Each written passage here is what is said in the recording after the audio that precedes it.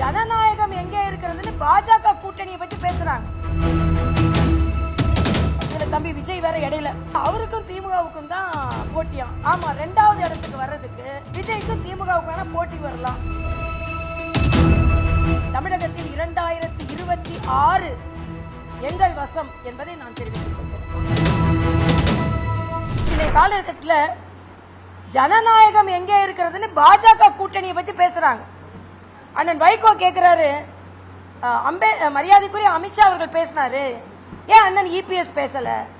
ஏங்க மரியாதைக்குரிய அமித்ஷா அவர்களோட பிரஸ் மீட், நாங்க அதுக்காக வீட்டுக்கு போய் ஜனநாயக முறைப்படி நாங்கள் எல்லாம் ஒரு கூட்டணி வச்சா கூட நாங்கள் சமமாக பாவிப்போம் என்று சொன்னார்கள். அண்ணன் செல்வ பெருந்தகை துணை முதலமைச்சர்னு ஒருத்தர் போஸ்ட் ஓட்டிட்டாருங்க.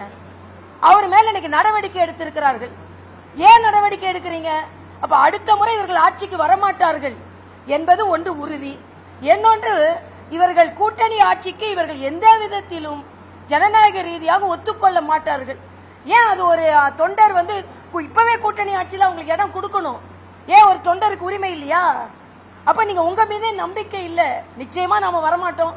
அதுல என்ன துணை முதலமைச்சர் ஏன் போஸ்ட் ஓட்டிக்கிட்டு? அதனால இப்பவே நாம அதற்கான நடவடிக்கை எடுத்துருவோம்னு உங்களுக்கு தோணுது. என்னை பொறுத்த மட்டில் கூட்டணி ஆட்சி என்பது 2026 பாஜக பங்கு கொள்ளும் கூட்டணி ஆட்சி தான் இருக்கும். அதனால இன்னைக்கு வெலவெலத்து போயிருக்கிறார்கள். கூட்டணி எப்போ மரியாதைக்குரிய அமித்ஷா அவர்கள் ஏற்பாடு செய்தாரோ அன்றையிலிருந்து திராவிட முன்னேற்ற கழகத்தில் எல்லாரோட தூக்கமும் போயிடுச்சு.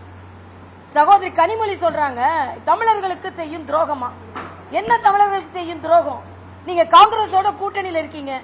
காங்கிரஸ் இலங்கையில் தமிழர்களை என்ன செய்தார்கள்? கொத்து கொத்தாக கொன்று குவித்தார்கள். அவர்களோடு கூட்டணி வைத்திருக்கிறீங்க. தமிழகத்திற்கு நீங்க நியாயம் வழங்குகிறீங்களா? ஆக நீங்கள் அமைத்திருப்பதுதான் பொருந்தாத கூட்டணி, அதிகாரத்தை பயன்படுத்துகின்ற கூட்டணி. பாஜக அமைத்திருப்பது மக்கள் நல கூட்டணி. நிச்சயமாக இதுல தம்பி விஜய் வேற இடையில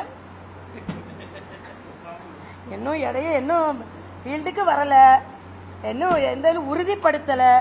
அதுல அவருக்கும் திமுகவுக்கும் தான் போட்டியா. ஆமா, 2வது இடத்துக்கு வர்றதுக்கு விஜய்க்கும் திமுகவுக்கு வேணா போட்டி வரலாம். 2வது இடத்துக்கு விஜய் வரலாம், ஆச்சரியப்படுவதற்கு இல்ல. ஏன்னா நாங்க முதலிடத்தில் வருவோம் என்பதில் எந்தவித சந்தேகமும் இல்லை. என்றால் மக்கள் கொதித்து போயிருக்கிறார்கள். பெண்களுக்கு எதிரான பாலியல் குற்றங்கள் அதிகரித்திருக்கிறது.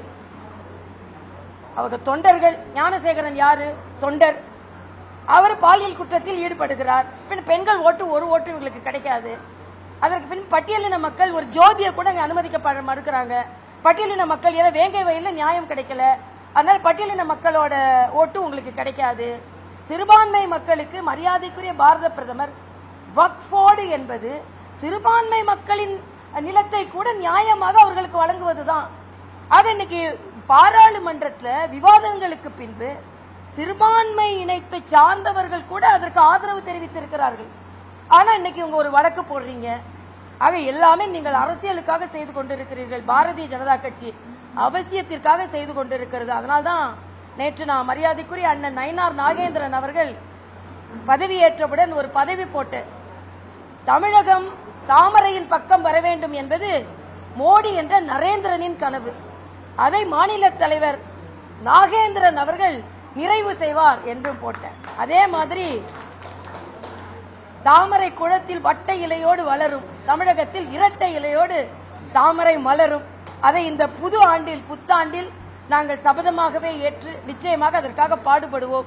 தமிழகத்தில் 2026 எங்கள் வசம் என்பதை நான் தெரிவித்துக் கொள்கிறேன். செய்திகளை உடனுக்குடன் தெரிந்து கொள்ள உடனே சப்ஸ்கிரைப் பண்ணுங்க.